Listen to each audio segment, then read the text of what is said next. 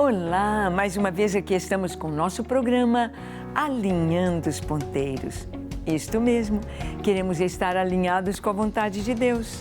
Queremos estar bem ajustados com a sua vontade.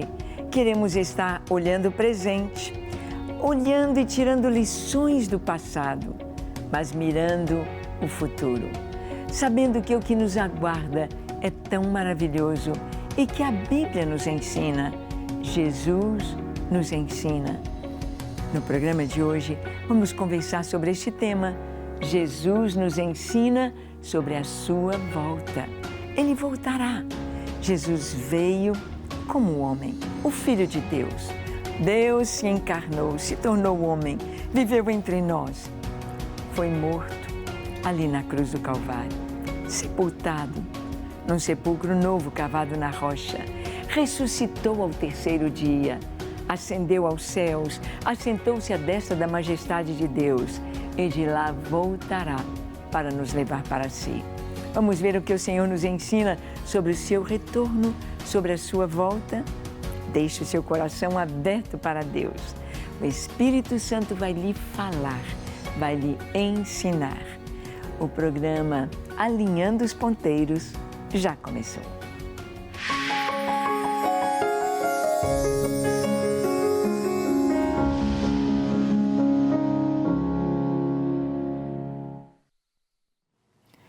Bem, a palavra de Deus nos mostra tanto o passado mais remoto.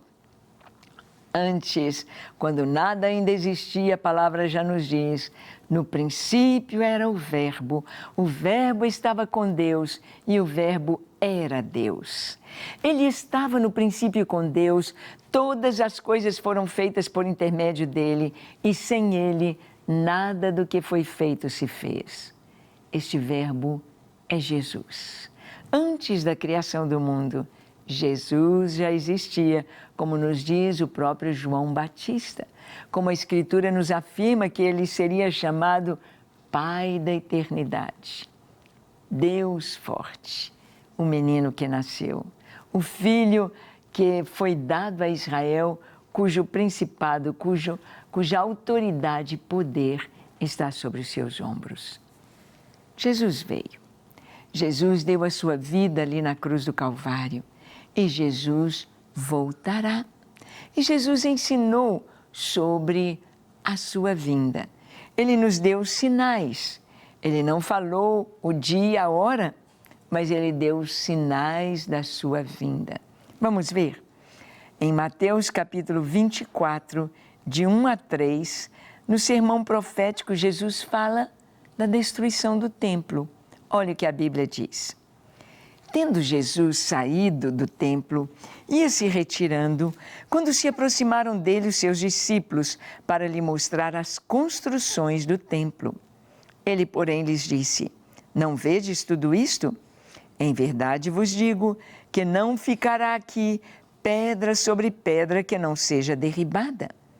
No Monte das Oliveiras, achava-se Jesus assentado, quando se aproximaram dele os discípulos em particular e lhe pediram, dize-nos, quando sucederão estas coisas e que sinal haverá da tua vinda e da consumação do século? Bem, Jesus está saindo do templo e o templo era muito bonito. Herodes gastou 46 anos para ampliar o templo e colocá-lo de uma maneira magnífica. Herodes trouxe de longe mármore lá da Itália. Ele queria impressionar os romanos e ele queria também estar fazendo uma média com os judeus. Por isso ele gastou aquele tempo, fez as colunas, naquelas colunas todas com arremate em cima de florões, de capitéis tão maravilhosos, tão esplendorosos. E os discípulos, quando Jesus ia saindo, eles disseram, mestre, olha que coisa linda, olha essas colunas, olha, Senhor, esse templo, que coisa tão linda, tão maravilhosa. E Jesus disse, estão vendo? tudo isso aqui, vou falar uma coisa para vocês. Não vai ficar pedra sobre pedra que não seja derribada. Uau! Aquele templo tão bem feito, aquelas colunas, aquelas pedras, aquela construção tão exuberante, tão forte, como assim não vai ficar pedra sobre pedra? E nós vamos ver que realmente a profecia de Jesus se cumpre cerca de 40 anos depois da morte de Jesus. No ano 72 da nossa era, Jerusalém foi invadida pelo general Tito e foi completamente destruída. Completamente destruída. Não ficou pedra sobre pedra. Existem muitas explicações sobre isso. E uma delas, eles dizendo sobre a busca do ouro, porque todo o templo ali, dentro, no teto, no piso, as paredes, tudo em ouro. Então, as pessoas queriam encontrar e tirar o ouro. E não bastou o fogo, e eles então iam separando as pedras com ouro derretido entre as pedras. Porque a madeira queimava, mas o ouro, o fogo não destruía o ouro. Então, não ficou pedra sobre pedra. Foi derrubado pelos romanos e também pelo fogo, pela violência da guerra. Cumpriu-se. Bem, se a profecia de Jesus se cumpriu, nós vamos saber que todas as outras profecias dele hão de se cumprir sobre a sua vinda. Os discípulos perguntaram: Mestre, quais são os sinais da sua vinda e da consumação dos séculos? Bem, é importante sabermos que aqui estão duas perguntas. São duas ocasiões. Que sinais haverá da tua vinda? A vinda de Jesus é uma conotação de quando ele virá para reinar.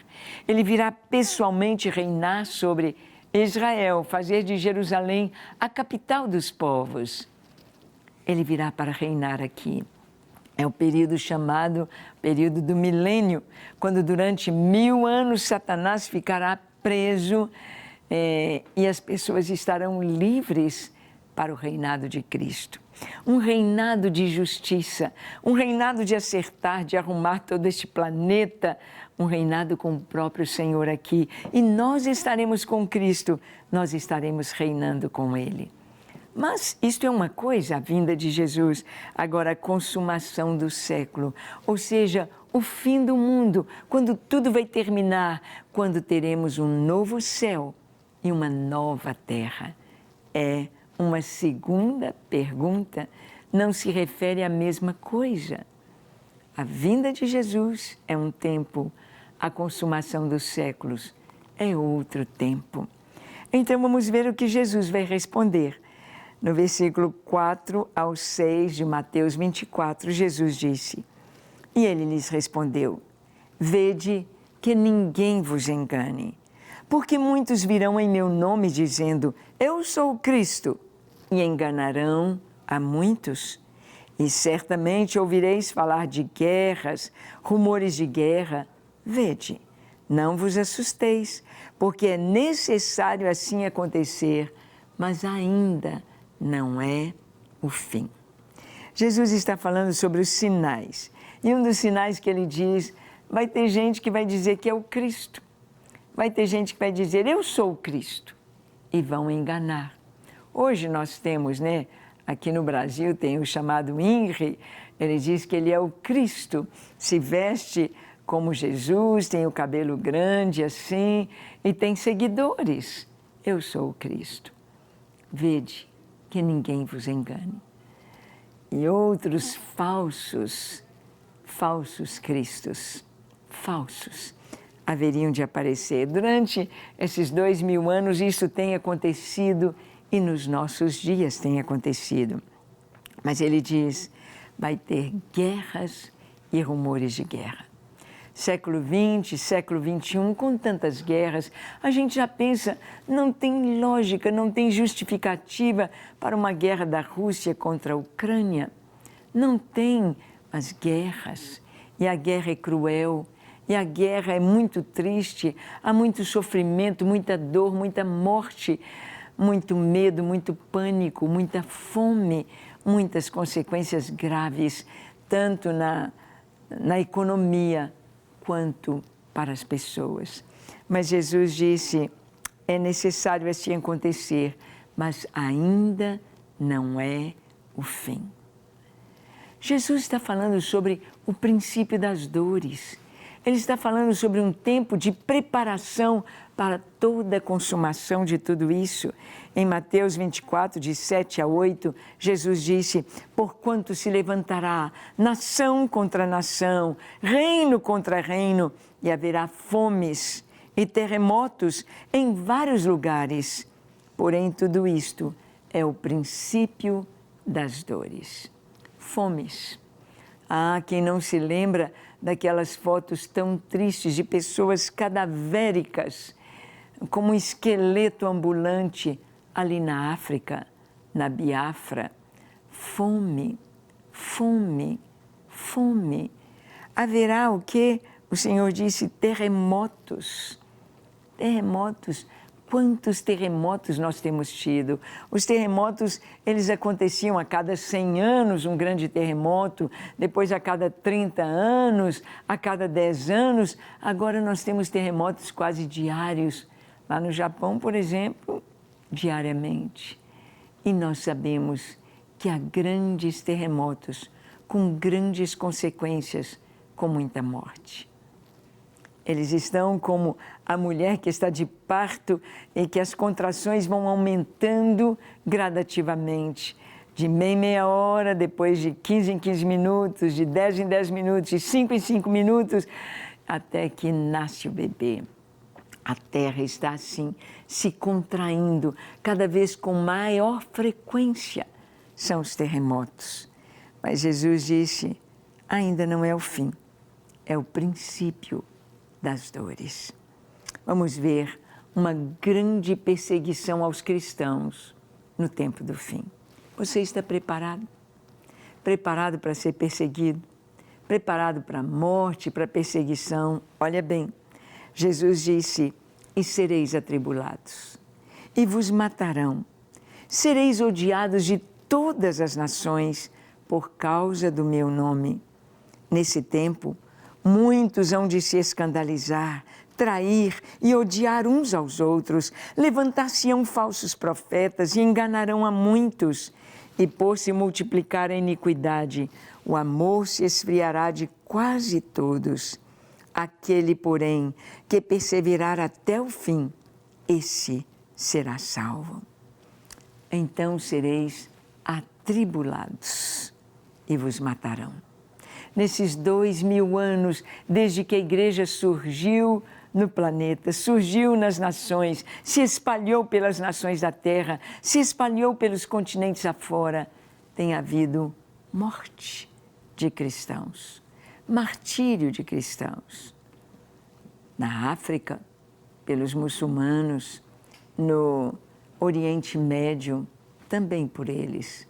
Perseguição pelos hinduístas, ali na região da Índia, Afeganistão, perseguição pelo comunismo, países socialistas que prendem os cristãos, porque conhecem a verdade e sabem que o socialismo pregado, além de ser uma farsa, é contrário às Escrituras.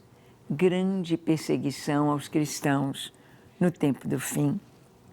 Sereis odiados de todas as nações. Não haverá como fugir no tempo do fim. Odiados. Por quê? Porque só de olhar para o cristão não está falando nada, mas ao se posicionar como um homem ou uma mulher de Deus, um homem e uma mulher da Bíblia, então o pecado já está aqui sendo revelado. É como se a gente fosse um espelho. Nós não estamos falando nada, mas a pessoa vê o seu pecado. E ela tem ódio, ela não quer ser confrontada e ela então odeia e a perseguição vem. O Senhor diz que nesse tempo muitos vão se escandalizar. Ah, não aguento ser cristão, eu não posso. Vão trair e odiar uns aos outros. Vai chegar este tempo de perseguição, em que os pais vão entregar os filhos vão entregar os pais, os irmãos vão entregar uns aos outros. E a gente sabe que essa questão de dedurar, de acusar, é algo muito sério em tempos de guerra. Nesse tempo, levantar-se-ão muitos falsos profetas, pessoas que estarão anunciando coisas totalmente contrárias à palavra de Deus. Por isso o Senhor diz, vede que ninguém vos engane. Como é que eu posso não ser enganado? Se eu conheço a verdade, se eu conheço a palavra. Se eu não conheço uma nota verdadeira, eu vou ser levado pela nota falsa. Mas se eu sei o que a verdadeira tem e que a falsa não tem, ninguém vai me enganar. Então isso é tão importante. Nesse tempo, muitos vão se escandalizar e por se multiplicar a iniquidade, o amor se esfriará de quase todos. Nós temos visto aí nos próprios jogos digitais, nos filmes, nos brinquedos, as crianças, os adolescentes, os jovens sendo desensibilizados para a violência, para a morte, para a perseguição, para a maldade. Grande perseguição. Sereis odiados por todas as nações. Mas Jesus fala da pregação do Evangelho. Ele diz, e este Evangelho do Reino será pregado por todo mundo para testemunho a todas as nações. E então virá o fim. Ou seja, o fim está determinado por Deus em um tempo especial depois que a palavra foi semeada, depois que a oportunidade foi dada para todos. Hoje vivemos um tempo em que a mídia, a tecnologia tem nos ajudado a lançar a semente em terrenos onde nem podemos imaginar. Por exemplo, este próprio programa aqui, através da Rede Super, é uma semente. São sementes lançadas que nós não podemos imaginar onde podem chegar. Em outras nações, em celulares, em aparelhos, em lugares proibidos. Deus pode levar essa palavra, Deus pode levar esta semente de uma forma tão maravilhosa.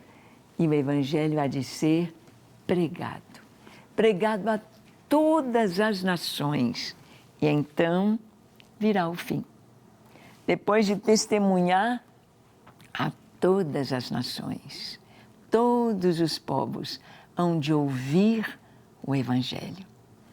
Quem vai pregar? Você. Nós vamos levar esta semente, vamos levar o Evangelho a toda criatura. Jesus também fala sobre a sua vinda e os sinais da sua vinda. Ali ele deu um quadro do fim, agora ele vai falar da vinda dele. Mateus 24, 29 a 31 nos diz, logo em seguida a tribulação daqueles dias, o sol escurecerá, a lua não dará sua claridade, as estrelas cairão do firmamento e os poderes dos céus serão abalados. Então aparecerá no céu o sinal do Filho do Homem. Todos os povos da terra se lamentarão e verão o Filho do Homem vindo sobre as nuvens do céu, com poder e muita glória. E ele enviará os seus anjos com grande clangor de trombeta, os quais reunirão seus escolhidos dos quatro ventos da terra, de uma a outra extremidade dos céus. Que coisa mais linda a nossa esperança! O Senhor diz que logo depois daquela tribulação, daquela perseguição, Ele diz que o sol escurecerá, a lua não dará sua claridade e as estrelas cairão do firmamento. Haverá algo no cosmos, algo no universo, algo nos céus. Sabemos que o universo está em expansão, sabemos que as coisas estão caminhando para uma desorganização, sabemos que Deus não é pego de surpresa. E agora eu tenho de criar tudo de novo? Não, Ele planejou. Ele colocou as leis da física, as leis da termodinâmica, Ele estabeleceu. E aqui, depois dessa tribulação, depois desse mover celestial aqui, em que o sol escurecerá, aparecerá no céu o sinal do Filho do Homem. Todos os povos verão. Como o relâmpago sai do Oriente e se mostra no Ocidente, assim há de ser a vinda de Jesus. Ele vai enviar os seus anjos com som de trombeta, de chofar. Hoje nós já nos familiarizamos com este som. É este som que vamos ouvir.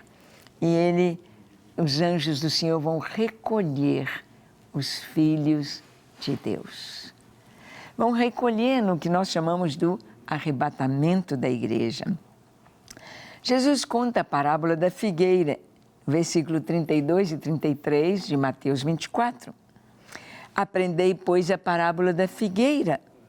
Quando já os seus ramos se renovam e as folhas brotam, sabeis que está próximo o verão. Assim também vós, quando virdes todas estas coisas, sabei que está próximo às portas. Será que nós estamos vendo estes sinais?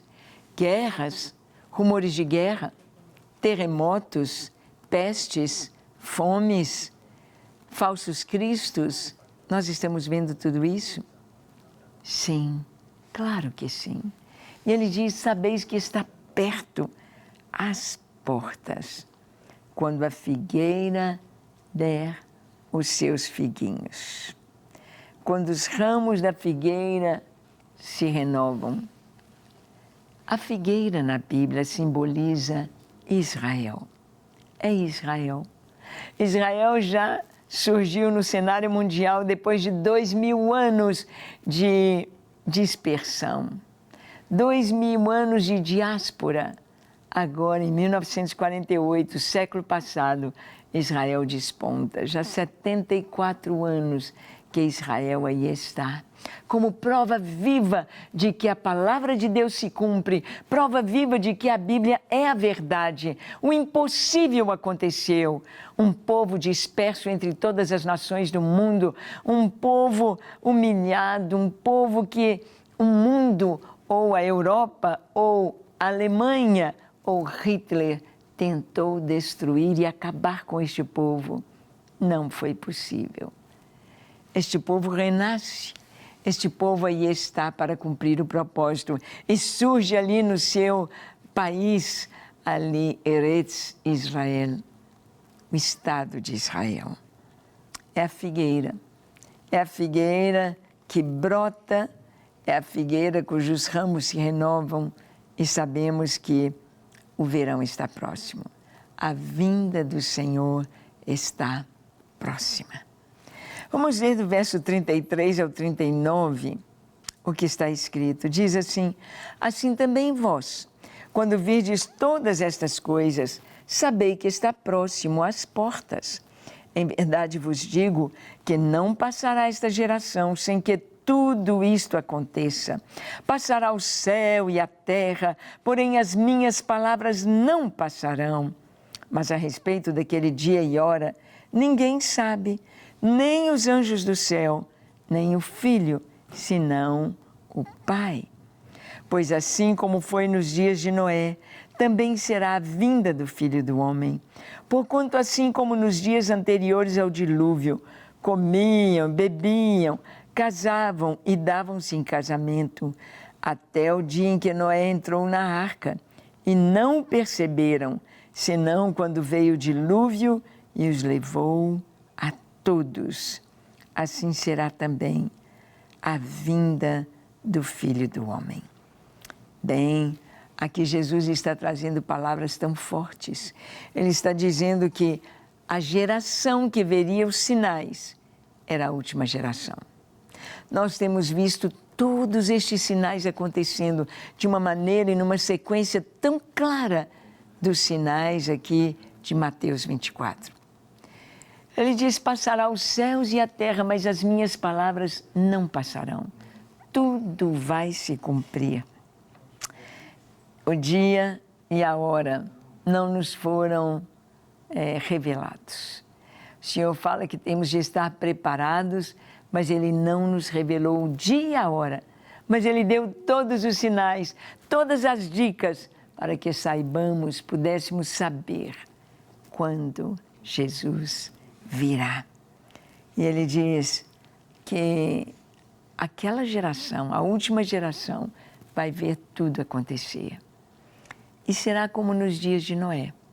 As pessoas não estavam apercebidas, casando, dando-se em casamento, comprando, vendendo, a vida normal, a vida caminhando, mas uma vida em Sodoma e Gomorra de muita imoralidade, de muita perversão, de muita abominação tão grande que Deus destruiu as cidades com fogo.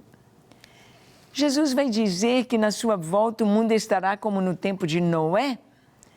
E no tempo de Noé havia violência, maldade e tudo foi destruído pelo dilúvio. Eles não estavam esperando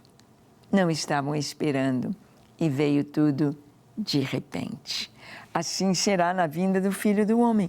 A vinda de Jesus será repentina. Quando vai acontecer o arrebatamento, antecedendo a vinda de Jesus. No verso 40 ao 44 nós lemos: estarão 2 no campo, um será tomado e deixado o outro. 2 estarão trabalhando no moinho, uma será tomada e deixada a outra. Portanto, vigiai, porque não sabeis em que dia vem o vosso Senhor.